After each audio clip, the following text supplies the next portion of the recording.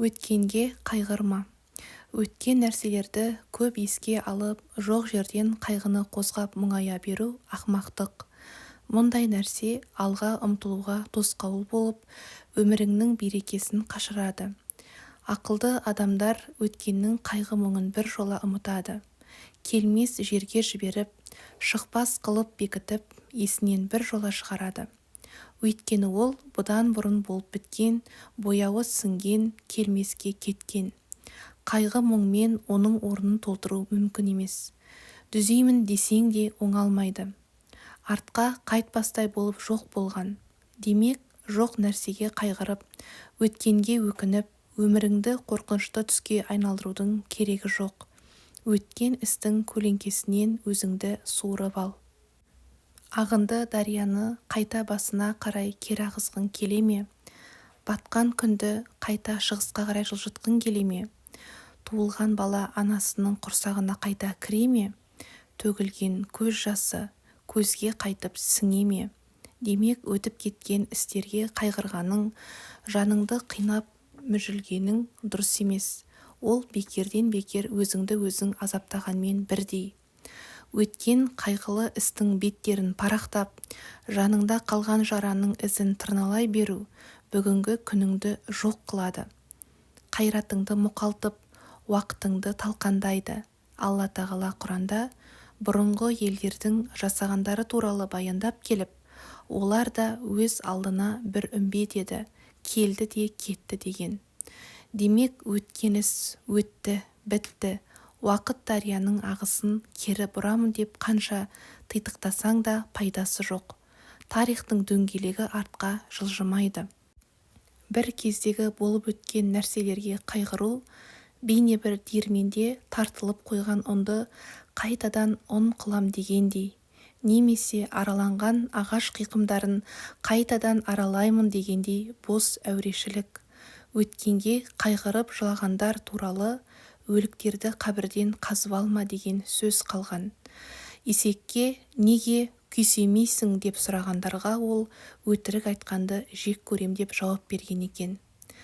Қазіргіміз үшін еш нәрсе жасамай, өткенмен ғана әурелену біздегі ең үлкен кесел-кесапат.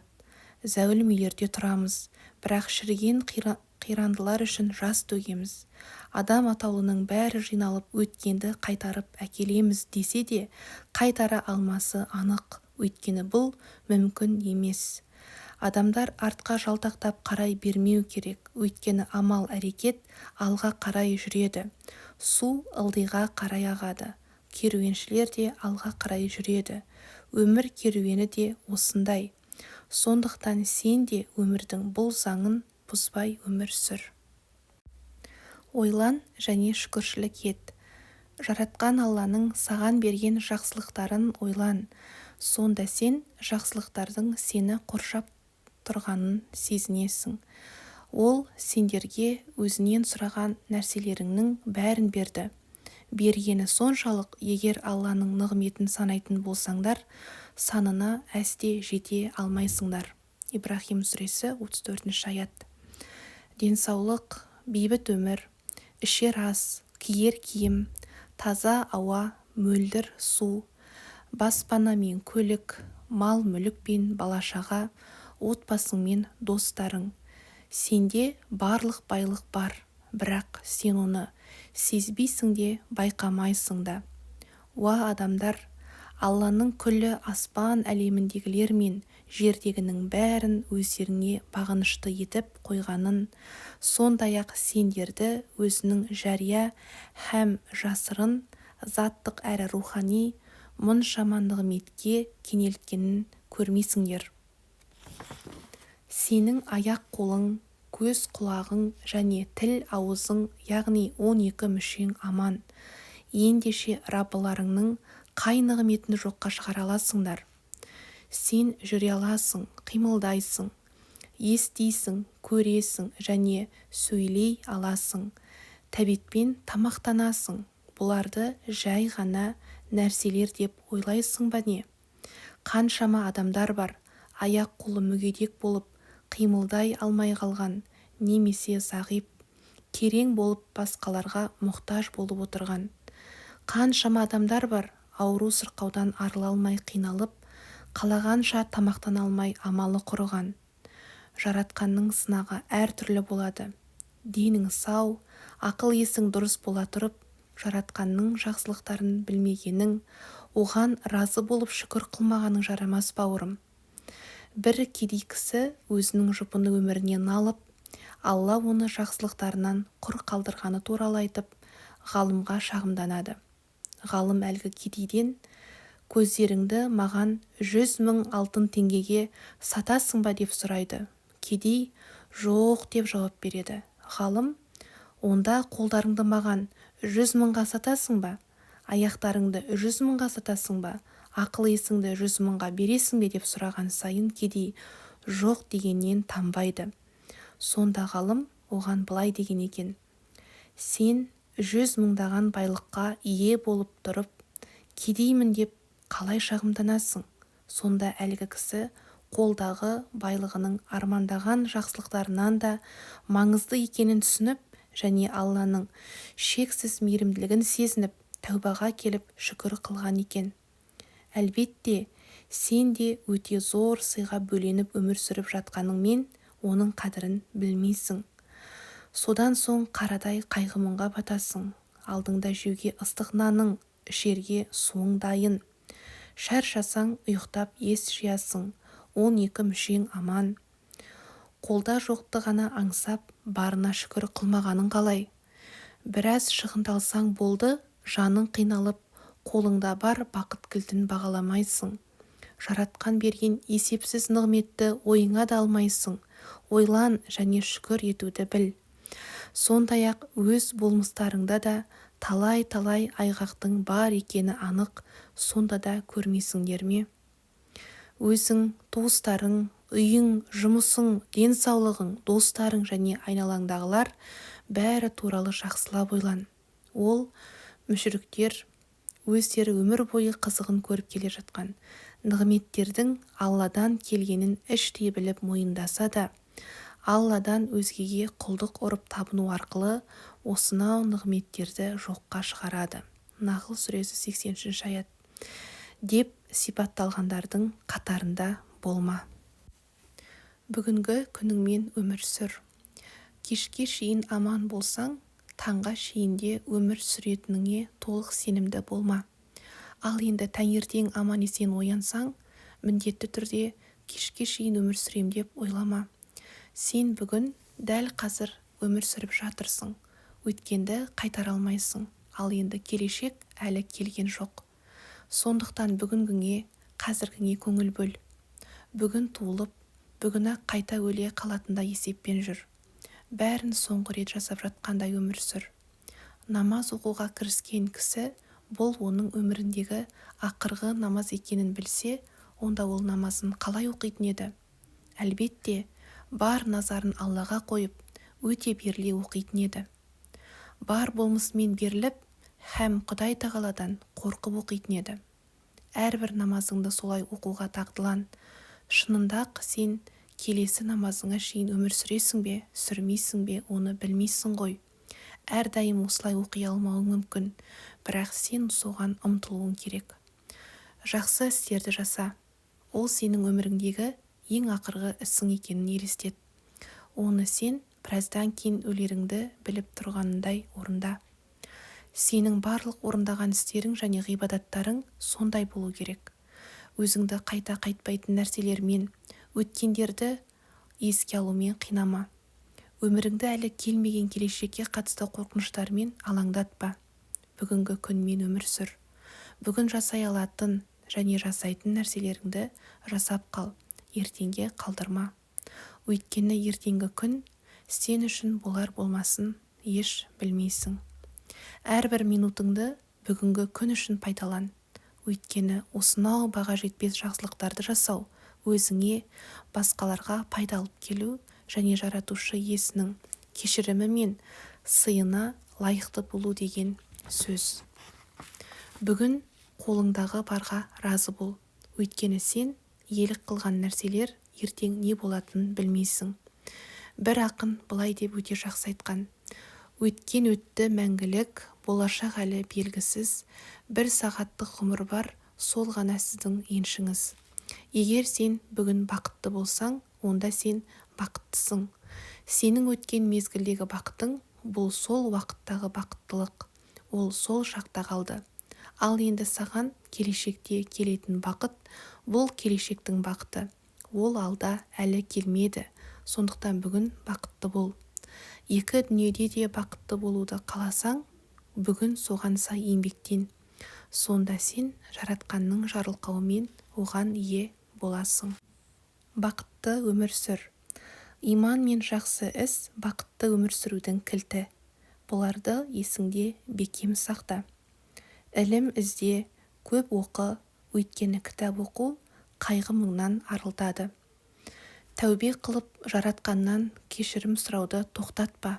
Аллаға қарсы келуден қаш, өйткені күнәлар өміріңді улайды.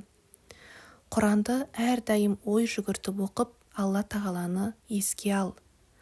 Басқаларға жақсылық жаса, көкірегің кеңейіп, өзіңді бақытты сезініп қаласың. Орынсыз қорқақтық шайтаннан. Ер жүрек бол, өйткені ер жүректік өзіне сенуге және бақытты болуға жәрдем береді. Жүрегіңді кек сақтаудан, көре алмастықтан, жек көруден, сараңдықтан және басқа жаман аурулардан тазала. Барлық істе, тамақтануда, ұйқыда, елмен араласуда, сөз сөйлеуде, тағы басқасында шегін сақта. Артық жүк жолаушыға азап. Бүгінгі күніңді жақсылап өткіз. Өткен уақыт пен келешекті уайымдап уақытыңды құртпа. Қайратты еңбек пен пайдалы іс әрекеттер саған уайым мен қиындықты ұмыттырады. Кескін келбетте, материалдық байлықта, тұрмыс тіршілікте, денсаулықта өзіңнен төмендегілерге қара. Өмірде кездесетін түрлі қиындықтар мен ауыр сынақтарға алдын ала дайын бол. Дайындығың болса, сен үшін қатты соққы деген болмайды. Жаман ойлардан алыс бол және әр нәрсенің жаман жағын ғана ойлаудан сақтан. Ашуланба, кешіре біл, басқаларды түсіне білуді және мейірімділік танытуды үйрен. Өмірдің қамшы сабындай қысқа екенін есіңнен шығарма. Жақсылықтан, рахат тұрмыстан айырылып қаламын деп сары уайымға салынба. Келешектегі жамандықтан қорықпа. Әр істе бір Аллаға тәуекел ет. Түймедейді түйедей етпе. Ұсақ-түйек қиыншылықтарды ауырға балама. Кесел кесапат болып кетсе қайтем деп ойлай берме. Әр нәрсенің өз уақыты, өз шешімі болады. Басыңа келетін нәрсе бәрібір сені айналып өтіп кетпейді. Ал енді саған келмейтін нәрсе бәрібір келмейді. Тұрмыста қарапайым өмір сүр. Артық ысыраптан алыс бол. Өйткені артық ысырап аздырады. Денеге құл болу руханиятты құлдыратады. Алла тағаланың берген сыйларын саған келген сынақтармен салыстыр. Сонда сен жоғалтқаныңа қарағанда алған нәрсеңнің көбірек екенін түсінесің. Қайғыға батқан болсаң, өзің және айналаң үшін қандай жақсы нәрсе жасай алатыныңды ойла да жұмысқа ықыласпен кірісіп кет. Егер де біреу саған жаман сөз айтса, оның сөздері саған емес, өзіңе зиян алып келерін біл. Сондықтан ол туралы ойланбай-ақ қой. Әр нәрсенің жаман жағын емес, жақсы жағын ойла. Өйткені жақсы көңіл күй бақыттылықтың кепілдігі. Ешкімнің саған рахмет айтуын күтпей, жаратқанның ризалығы үшін ғана басқаларға жақсылық жаса. Өзіңе және айналаңа пайда алып келу үшін жан дүниеңе жақын кәсіпті таңда. Қандай жұмыс қылсаң да, шын ниетпен мүлтіксіз жасауға әрекет қыл. Сонда ол жұмыс өміріңдегі бақытыңның бір бөлігіне айналады. Әрбір іске жігерлі бол. Бүгінгі ісіңді ертеңге қалдырма. Жаратқан саған берген жақсылықтар туралы көп ойлан. Ол жөнінде айтып жүр және Аллаға шүкір ет. Алла саған берген денсаулық, мал-мүлік, отбасы және жұмыс сияқтыларға разы бол және олар үшін шүкір қыл. басқалардың жақсы жақтарын көруге әрі бағалауға тырысып, ал жаман жақтары болса көз жұма қара. Барлық жағынан идеалды кісі болмайтынын түсін, әрі бұл бірінші кезекте өзіңе байланысты екені есіңде болсын. Өсек-аяңға көңіл бөлме, басқалардан кемшілік іздеме, және қате жіберіп бір жаман іс жасауын күтіп, әрбір қадамын аңдыма, өйткені бұл саған да, оларға да жақсылық алып келмейді. Спортпен шұғылданып, денсаулығың туралы көп ойлан, өйткені денсаулығы мықты адамның ой-сезімі сергек болады. Алладан кешірім және жақсылық тілеп, әрдайым дұға қылып жүр. Алдамшы сағым. Көп адам өзін бақытсыз сезінеді, өйткені олар өмірге бұрыс қарап, оны қате қабылдайды. Олардың бақытсыздығының себебі сыртқы жағдайда да, басқа кісілерде де емес, өздерінде. Олардың өмірге жасаған қате тұжырымдарында. Мұндай кісілер көбінесе, қашан менде пәлендей нәрселер болса, мен сонда ғана бақытты боламын деп ойлайды. Ол нәрселер қазір өзінде жоқ болып жетпей жатқандар.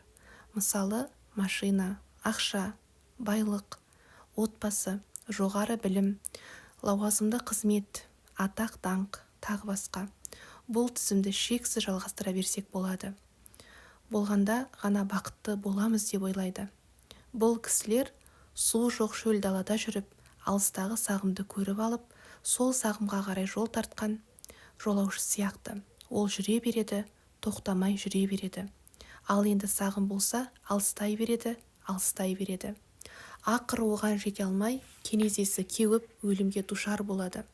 Мұндай кісілер жұмыр басты пенденің қалауы шексіз екенін түсінбейді. Жақсы үй туралы қиялданып жүрген кісі ойындағыдай үйге қол жеткізсе, онда басқа қалау, мақсат пайда болады да, ол сол қалауына жетпейінше өзін бақытсыз сезініп жүре береді. Сөйтіп бұл өмірінің аяғына шейін жалғаса бермекші. Ең жаман жері, мұндай адамдар ешқашан өзіндегі бар нәрселер туралы ойланбайды. Олар әрдайым өзінде жоқ нәрселерді аңсайды. Олар Алла берген нығметті бағалап, оған қуанғанды білмейді. Ақылмен алдын көре білген адам ешқашан мен анандай, мынандай болғанда немесе түгендей оқиға орындалса ғана бақытты болам деп айтпайды. Ол, мен бақыттымын, өйткені менде анау да бар, мынау да бар деп айтады. Сонда ғана шынымен-ақ бақытты бола алады. Егер Алла ондай қанағатшыл адамға онда жоқ, бірақ қалап жүрген нәрсесін тағы қосып берсе, ол өзін бұдан да бақыттырақ сезінбек. Мұндай кісінің бақытты болуына қандай да бір жақсылықтың кем болуы ешқандай тосқауыл болмайды. Ол жаратқанға берген бар нәрсесі үшін разы болып шүкір айтады. Сонда жаратқан оған жаңа жақсылықтарды тарту етеді, және оған тағы үлкен жетістіктерге жетуге жәрдем береді. Осылайша ол кісі өзін бұрынғыдан да бақыттырақ сезінеді. Бұл кемелденген кісілердің бақытының сыры. Басқалар да олардан үлгі алса өте жақсы болмақ. Әлбетте, менің пейішім менің көкірегімде. Адамның бақыты оның өзінде, қолында барын сезінуінде. Бірақ бұл дүниеде жанындағы бақытты байқамай жүрген қаншама кісілер бар. Асықпа. Жаратқанның заңы сол. Әрбір нәрсенің өз уақыты бар. Ертең болатын нәрсе бүгін болмайды. Ал енді бүгін болатын нәрсе сөзсіз ертеңге қалмайды. Біз көбіне ертең болатын нәрсені уайымдаймыз. Асығыстық жасап болатын, бәлкім мүлдем болмай қалуы мүмкін нәрселерге бас қатырамыз. Болашақта бізге бір нәрселер болып қалар деп ойлап қалып, сол нәрселерден қорқамыз. Шындығында, келешектегі сол нәрсе болуы керек болса болады, және ертең немесе бір жұмадан кейін бізді не күтіп тұрғанын мүлдем білмейміз.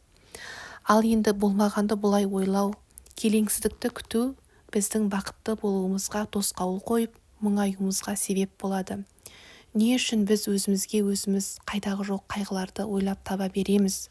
Не үшін болатын, бәлкім мүлдем болмауы мүмкін нәрседен қорқа береміз? Бұл бізге жамандық қана ойлайтын шайтанның сүйген амалдарының бірі. Құранда Алла былай деп айтады: шайтан сендерге кедейлікті уәде қылады. Бақара сүресі 268 аят. Яғни ол біздің жан дүниемізге іштей мұңаюды кіргізіп, жаратқанға сыйынудан және оған мойынсынудан қалдырып, біздің иманымызды әлсіретіп, күнәға шақырып, кедейлікпен және басқа бәле-кесапаттармен қорқытады. Енді ол сол ұмтылған нәрсесіне жетпей қалсын деп тілейік. Егер бүгін жаратқанның қалауымен бізде барлығы өз орында болса, онда ертең де бұл жақсы жағдай бізді тастап кетпейді деген үмітке негіз бар. Алла тағала былай деп уәде еткен: егер шүкіршілік етсеңдер, нығметімді арттырамын. Ибрахим сүресі 7 аят. Демек, бізге берілген нәрселер үшін ризалық білдіріп, жаратқанға тәуекел етіп, оған жәрдем, қорғау, кешірім, жақсылық, денсаулық тағы басқасын сұрап, біздің дұғаларымыз жауапсыз қалмайды деп үміт етуіміз керек. Біз ақыл есімізді түрлі ұнамсыз нәрселермен толтырып аламыз. Оның орнына шынында да маңызды болған, бізге де басқаларға да бақытты болуға жәрдем беретін, өзіміз бен айналамызға пайда алып келетін нәрселер туралы ойлансақ, жақсы болмақ. Біз шынайы, дұрыс және ғажайып, жақсы және шарапатты, пайдалы және мағыналы нәрселерге жұмсайтын рухани күшімізді болмашы нәрселерге жұмсап жатырмыз.